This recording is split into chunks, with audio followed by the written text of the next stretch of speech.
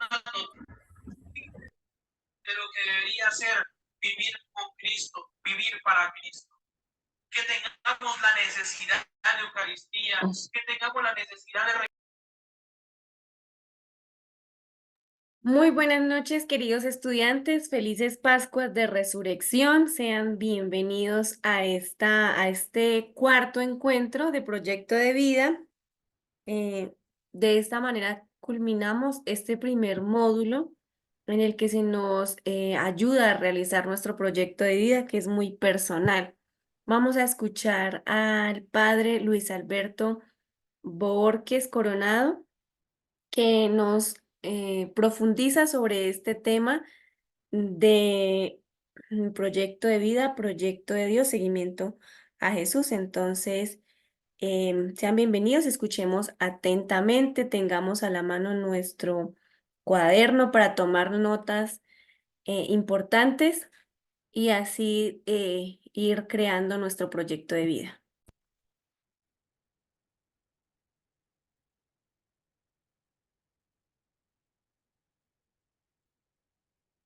Bienvenidos a este cuarto encuentro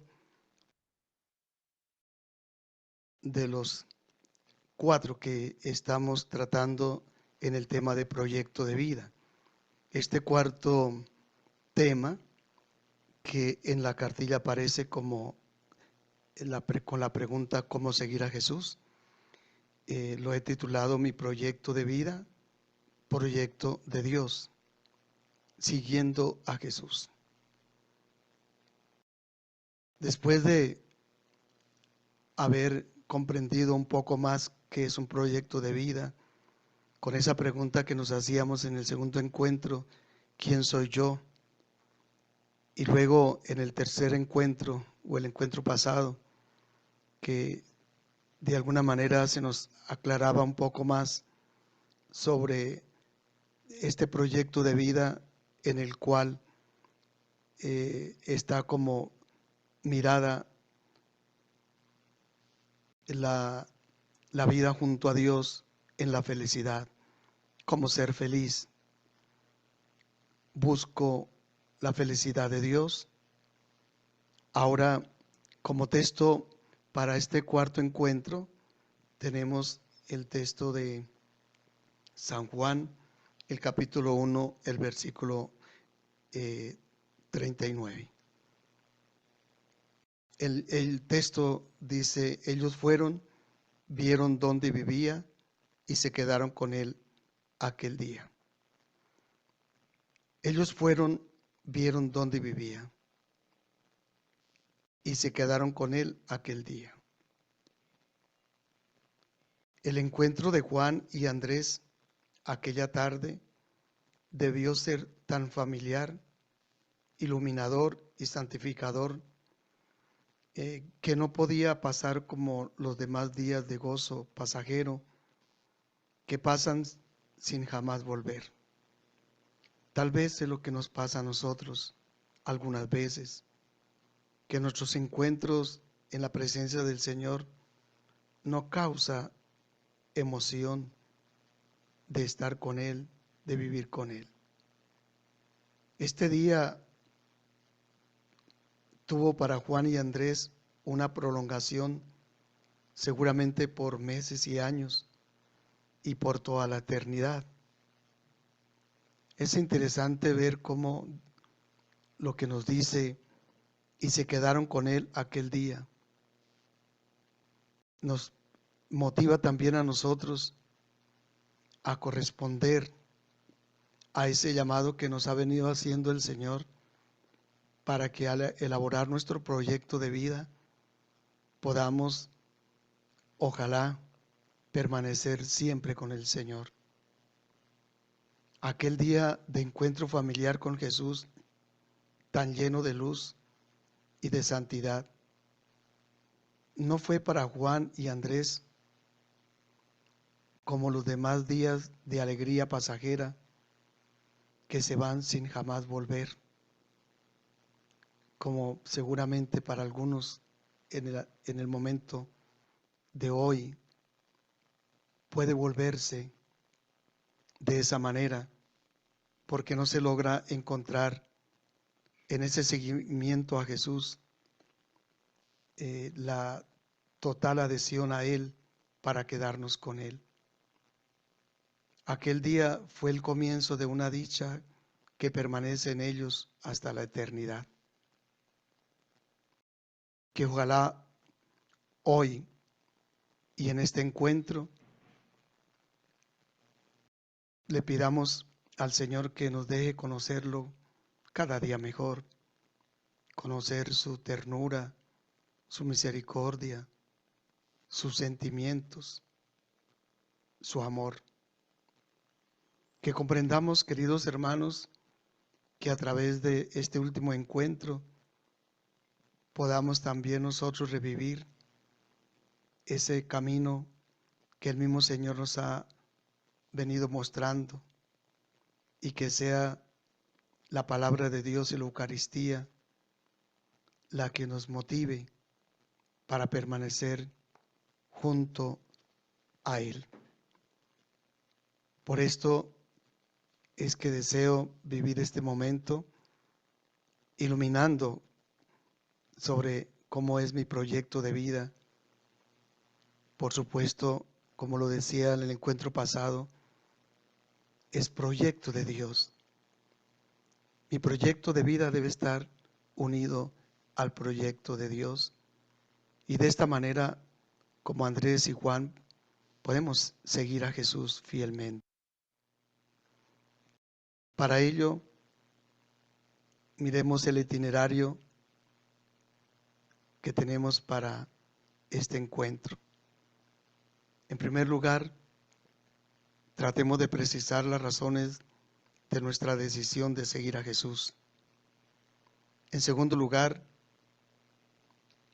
revisemos nuestra vida frente a lo que ha sido hasta ahora nuestro seguimiento a Jesús. Y finalmente, algunas pautas para elaborar nuestro proyecto personal de vida. En primer lugar, el discipulado como seguimiento de Jesús. La vida cristiana es un continuo caminar hacia Dios. Dios nos creó a todos con un propósito, y ese propósito da sentido a nuestra vida. Todo hombre se siente llamado cada día a ir un poco más allá de sí mismo, a trascenderse. Jesús quiso crecer en humanidad, sometiendo las cosas, la realidad y la propia vida al servicio de los demás. Es lo que hemos conocido a través de sus predicaciones. Los que hemos leído constantemente el Santo Evangelio, nos damos cuenta de ello. Jesús había entendido que esto era lo que Dios Padre quería de él. Había comprendido que este era el proyecto de Dios, extender el reino de Dios. Por ello Jesús quiso que su vida fuera una respuesta personal a Dios Padre. Por eso buscaba continuamente su voluntad en todas las circunstancias de cada día, aún en las más sencillas. Jesús es nuestro modelo en ese caminar entonces. Por eso dijo: yo soy el camino, nadie va al Padre sino por mí. Jesús, al vivir de otra manera, según el proyecto del Padre, se constituye para nosotros en nuestra referencia de vida. Dios Padre nos ofrece a este hombre, a Jesús, para que también nosotros lleguemos a ser hombres en plenitud. Ese es el proyecto de Dios Padre que tenía para Jesús, y Jesús lo cumplió. Entonces, encontrar y acoger a Cristo en nuestra propia vida nos capacita para amar como Él ama. De hecho, San Pablo nos habla mucho de ello. El apóstol San Juan en la primera carta, amar como Jesús amó. El camino de la vida cristiana precisamente es sintonía con Cristo, relación con Cristo, imitación de Cristo. Es pensar, sentir, amar, obrar como Él, con Él y en Él. Así nos lo presenta en el Evangelio de Juan, el capítulo 6. En esos versículos, especialmente hay uno donde dice que el que coma su cuerpo y beba su sangre, Él permanece en Él. Es lo que en cada Eucaristía revivimos cuando tomamos su cuerpo y su sangre. Él nos alimenta cada día. Y por ello es que nos invita esta reflexión a buscar a Jesús, como hicieron los primeros discípulos. Encontrarlo y luego no dejarlo ir. Acogerlo en nuestro corazón.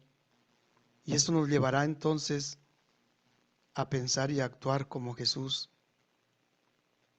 Nos lleva a ser libres, a ser como Él cuando trataba de una manera muy humana a sus hermanos, es decir, ser humano, estar a la altura de Él.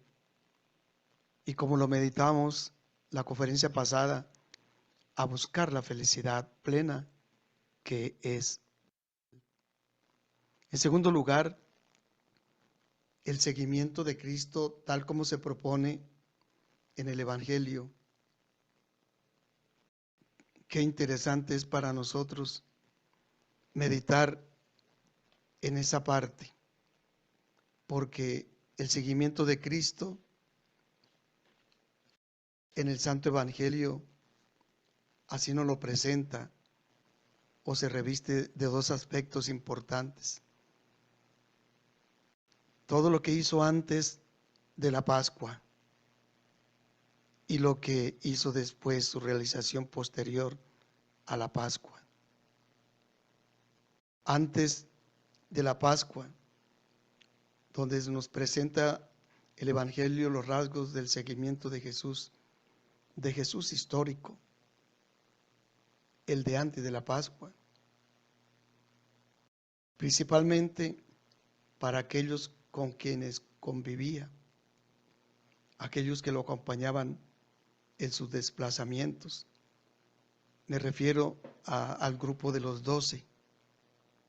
Esto es antes de la realización prepascual. Y es para nosotros importante recordarlo. En el origen del seguimiento, como a Juan y Andrés y también los otros discípulos, está la llamada personal de Jesús. Significaba esa llamada como para nosotros una novedad que nos llevaba a un cambio de vida, a un abandono total en Él, a unas rupturas con lo anterior, como Pedro, los hijos de Zebedeo, dejando las redes, lo siguieron. En esta realización prepascual, seguir a Jesús consistía en convivir con Él y acompañarle de manera itinerante en sus correrías. Qué hermoso tuvo que ser ese momento para los discípulos. Esto implicaba dejar un estilo propio de vida, o al menos una disposición para el desprendimiento, algunos de su padre, de su barca, de sus redes.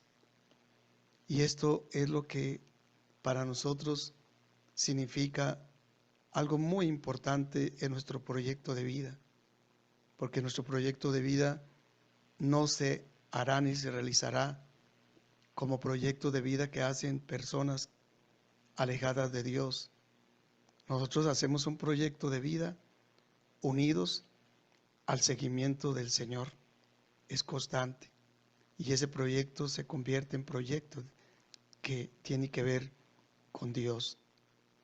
Los seguidores de Jesús que vivían como Él también compartían su destino.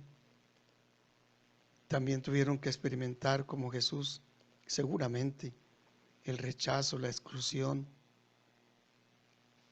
correr ciertos riesgos. Ese cambio para ellos tuvo que significar un cambio radical de vida en las renuncias para poder adherirse totalmente a Jesús, que seguían en comunión de vida con Él. Esa realización prepascual, es decir, antes de su muerte y resurrección, el grupo de los discípulos, de sus seguidores, que compartían la misión de Él como caminante y peregrino hacia Jerusalén, en un estilo de vida itinerante, les sirvió para que nunca se apartaran de Él. Y recordemos que después, aunque Jesús ya no estaba con ellos presente, nunca dejaron de cumplir su misión, porque su proyecto de vida se hizo caminando con Él, siguiéndolo a Él. Entonces los amigos seguidores de Jesús tomaban parte en su misión mesiánica, eran enviados, eran partícipes y colaboradores en la misma misión de Jesús, como se hizo en su envío o el envío y autoridad que ellos tenían, como cuando los envía a los 72, lo podemos recordar todos, seguramente ese texto muy bonito de San Lucas capítulo 10 o San Mateo también se encuentra. Entonces, este seguimiento no era algo transitorio, sino permanente. Tenía un carácter precisamente estable. Se trataba de ser íntegramente discípulo y seguidor de Jesús. Radica para nosotros ese momento especial que podemos contemplar un Jesús antes de la resurrección y un Jesús después de la resurrección. Es lo que sucedió antes de la Pascua y lo que después de la Pascua. Lo prepascual, como lo he venido diciendo, se hace realidad también en nosotros, que somos sus seguidores, que compartimos su destino, que somos seguidores, ojalá como los discípulos, de manera permanente. Y en este prepascual, ese seguimiento, por supuesto, lo llevaba a una formación de una nueva fraternidad en torno a Jesús. Y ya lo que viene después o posterior a la Pascua, es decir, lo que he venido compartiendo con ustedes, ha sido todo lo que, o una partecita nomás de lo que fue antes de que Jesús llegara a la cruz. Pero ahora, lo posterior a la Pascua es lo que también para nosotros se convierte en un testimonio de vida, lo que hicieron sus discípulos. Con la Pascua, Jesús se convierte para la iglesia primitiva, los primeros que comenzaron a vivir esta experiencia después de la resurrección, se convierte en el Cristo de la fe. y este acontecimiento es el que centra y compromete a continuación la vida de los seguidores. Él es ahora el Cristo resucitado y viviente, a quien seguimos guiados por la luz del Espíritu resucitado y viviente, que nos impulsa a realizar el proyecto de vida de los seguidores de Jesús que somos hoy nosotros. El seguimiento de Jesús no se realiza de una manera física después de la Pascua, sino totalmente espiritual, real y auténtico. Seguir a Jesús es crecer en Él, es adherirse a la fe de la comunidad cristiana y a la vez es comprometerse con la misión de Jesús en la espera de la realización del reino de Dios. Con la maduración de las comunidades se introducen nuevas formas de seguimiento, se profundiza en la comprensión del seguimiento. Los seguidores de hecho se convierten en apóstoles, en testigos de lo que han visto y oído, como nos dice los Hechos de los Apóstoles, que ellos daban testimonio de lo que habían visto, habían oído y habían tocado con sus manos, nos dice en la primera carta de San Juan también. En la medida en que la comunidad cristiana va madurando y expresando su fe en Jesús a través del tiempo, se van introduciendo nuevas formas de seguimiento cristiano, entendido como imitación de Jesús en cuanto modelo de vida. De alguna manera nos configuramos a Cristo nosotros también como unión y comunión de vida con Él.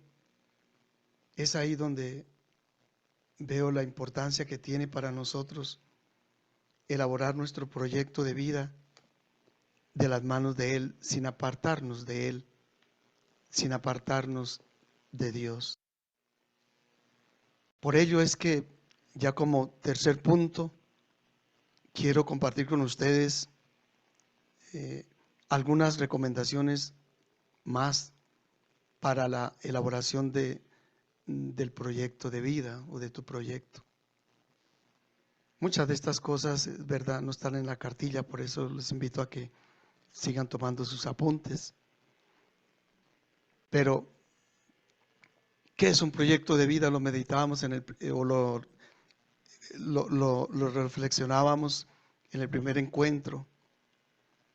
Algo más para compartir con ustedes. Un proyecto de vida, antes que nada, tiene que imaginarse. Hay que atrevernos a imaginarnos. Es decir, atrévete a imaginarlo. Tú debes llenarlo de imágenes y detalles agradables para ti. Y cuando lo tengas, analízalo. Quiero ser, quiero hacer, cuándo lo voy a hacer, cómo lo voy a hacer. Y por supuesto, colocarle un nombre. Traigo a colación este nombre que le colocó Carlo Acutis a su proyecto. De hecho, él lo dijo: estar siempre unido a Jesús es mi proyecto de vida. Eso lo dijo Jesús lo dijo Carlo Acutis antes de morir. No hay que olvidar entonces que al construir un proyecto de vida se debe considerar la meta principal: ser feliz, desarrollar a plenitud sus capacidades y mejorar la calidad de vida. Carlo Acutis, con este título que le dio, nos ilumina para que cada uno busquemos ¿qué título le podemos dar a nuestro proyecto? Carlo Acutis, con estas palabras, o con estas pocas palabras, el chico que murió de leucemia, entonces traza el rasgo distintivo de su breve existencia: vivir con Jesús, para Jesús, en Jesús. Qué bueno que lo repasemos nuevamente. Decía Carlo Acutis: mi proyecto de vida es estar siempre unido a Jesús. Como lo mencionaba en la conferencia pasada, casi al final, entonces que nuestro proyecto de vida esté en las manos de Dios. Quien pone todo en las manos de Dios, verá las manos de Dios en todo. Esto no es algo falso. Y si lo medité la conferencia pasada, pues aquí lo coloco nuevamente. Porque es que algunos que no son de la línea cristiana o católica, muchos hacen proyectos de vida desde el punto de vista psicológico o desde la sociología, y así otros más los hacen, pero colocando en las manos no de Dios lo que desean hacer. Es por ello que podemos comprender que si Dios tenía un proyecto y lo cumplió en Jesús, proyecto de vida, Dios tiene un plan para tu vida. Así nos lo dice el profeta Jeremías y otros textos más. Pero eso sí, ten presente que Dios siempre va por delante de todo plan que tengas en mente. Jeremías nos revela en el capítulo 29, versículo 11, que está en la diapositiva: porque yo sé los planes que tengo para ustedes, declara el Señor, planes de bienestar y no de calamidad, para darles un futuro y una esperanza. Entonces, queridos hermanos, no olviden que el proyecto de vida está unido al proyecto de Dios. Que tu proyecto de vida está unido al proyecto de Dios. Además de lo visto hasta ahora, podemos recordar también los pasos para elaborar el proyecto, que lo vimos en la tercera conferencia. Les recomiendo estas ayudas para que cada uno elabore su proyecto de vida. Como les he dicho en la tercera conferencia, pueden repasar, ver allí los 4 pasos desde nuestro punto de vista cristiano para elaborar nuestro proyecto de vida. Se lo recuerdo al menos muy por encimita. El primer paso es mi historia, es decir, se refiere a lo que pienso en mi vida, en mi historia, cómo soy, mis miedos, ilusiones, el ambiente en que vivo, el momento actual que estoy viviendo, cómo pienso en el futuro ya. El segundo paso es mis ideales. Se trata de saber, o al menos preguntarnos, ¿a dónde quiero llegar? ¿Qué modelo de persona y de cristiano me atrae? El tercer paso es buscar los medios. Los medios están muy cerca de nosotros. Es decir, ¿qué medios voy a utilizar? El estudio, el trabajo, mi familia, los compañeros con quien se vive, los hijos, los papás, el tiempo libre, los medios que se nos ofrecen, que están a nuestro alcance, como la oración en la Eucaristía, para saber cómo va mi vida de fe.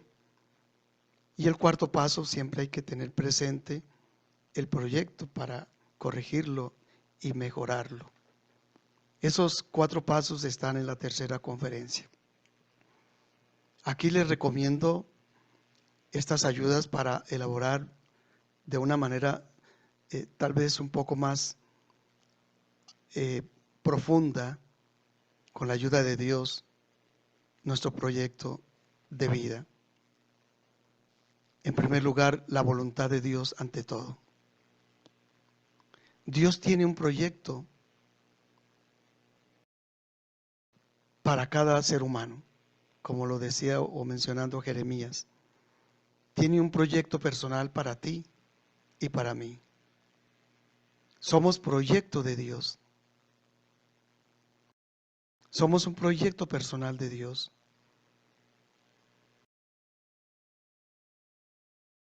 Mirar, por ejemplo, a cada persona de la Escritura como un proyecto personal de Dios que me invita a asumir mi proyecto personal y hacerlo realidad en mi vida. Creer que mi vida es un proyecto de Dios antepone la voluntad de Dios sobre la mía.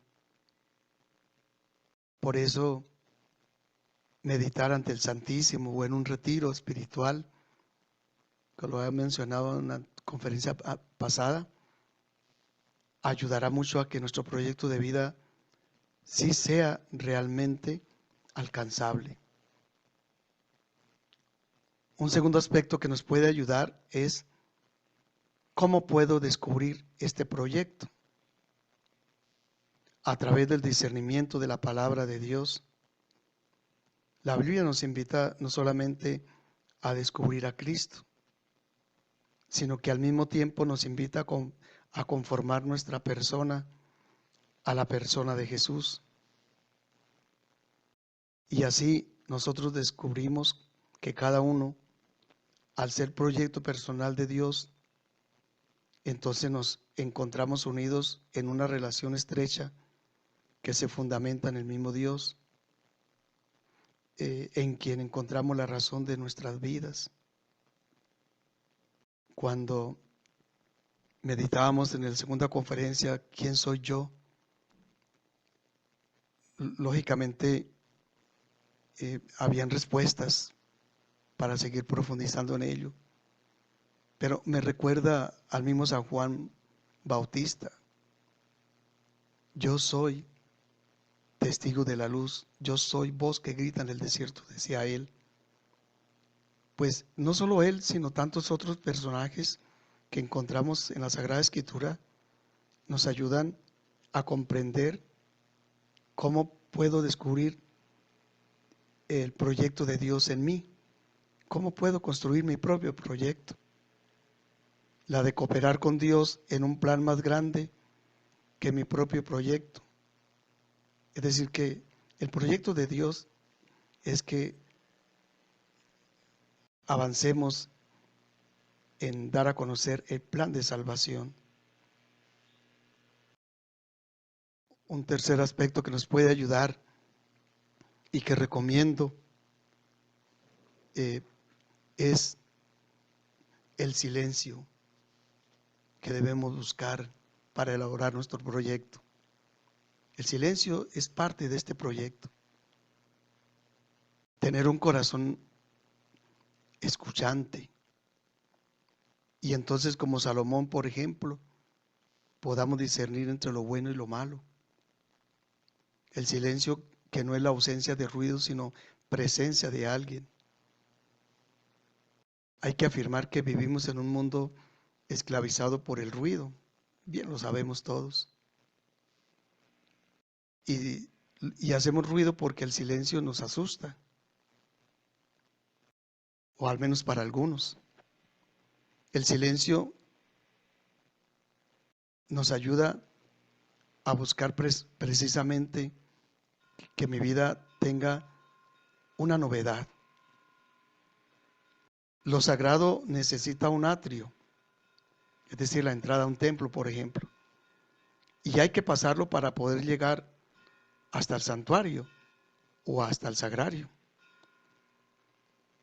Este atrio es el silencio que podemos hacer como parte de nuestra vida.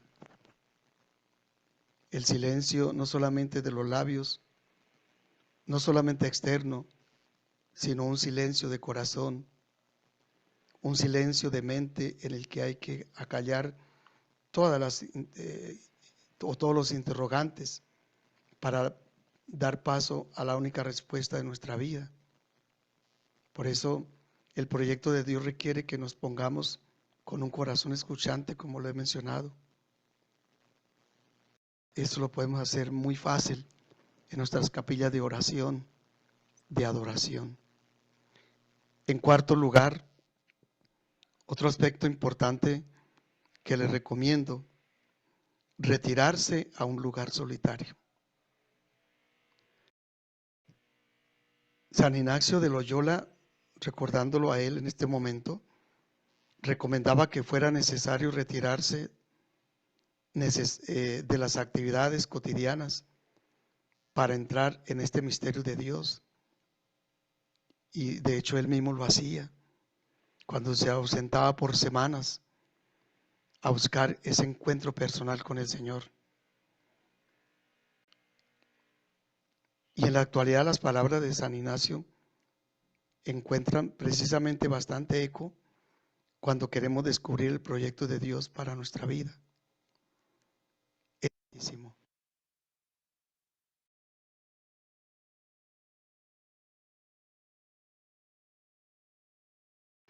Quinto punto que les recomiendo, dejarnos tocar por Dios. Para Dios no pasamos desapercibidos, digo yo, como un arroz o como un grano de arroz en medio de una cazuela. No. Desafortunadamente a veces racionalizamos mucho este amor sin dejarnos tocar por Dios y simplemente corresponder a su llamado de amor con amor. Dejarnos imbuir de Dios, dejarnos llenar de Él, dejarnos conducir por Dios en el camino de la vida. Este Dios toca nuestras vidas, no porque seamos mejores que otros, ni siquiera porque tenemos más capacidades que otros tal vez. La diferencia, hermano, radica en nuestra respuesta, en nuestra capacidad para transformar nuestra vida a la luz de Dios. Cuando nos dejamos tocar por Dios, nuestra vida adquiere un nuevo sentido que se manifiesta en la forma de hacer el bien a los demás. Hoy en día es necesario contarle a otros, a los jóvenes, a los niños, una verdad trascendental. Es con el testimonio nuestro que lo podemos hacer. Estamos en el corazón de Dios y lo único que hay que hacer es dejarnos amar por Él. Y sexto, finalmente, les recomiendo que el proyecto se encarne en un terreno concreto. Toda persona y todo lugar tienen una particularidad muy especial. Son los lugares concretos donde se aterriza el proyecto. Algunos les menciono, como la escuela, la familia, la parroquia, la calle, el trabajo, la vereda, entre otros muchos lugares. Son terreno fértil donde se planta la semilla del proyecto. Nuestros padres, los maestros, los matrimonios, los familiares, los amigos, sacerdotes, religiosos, religiosas, o compañeros de escuela o de trabajo. Son entre muchos otros personas concretas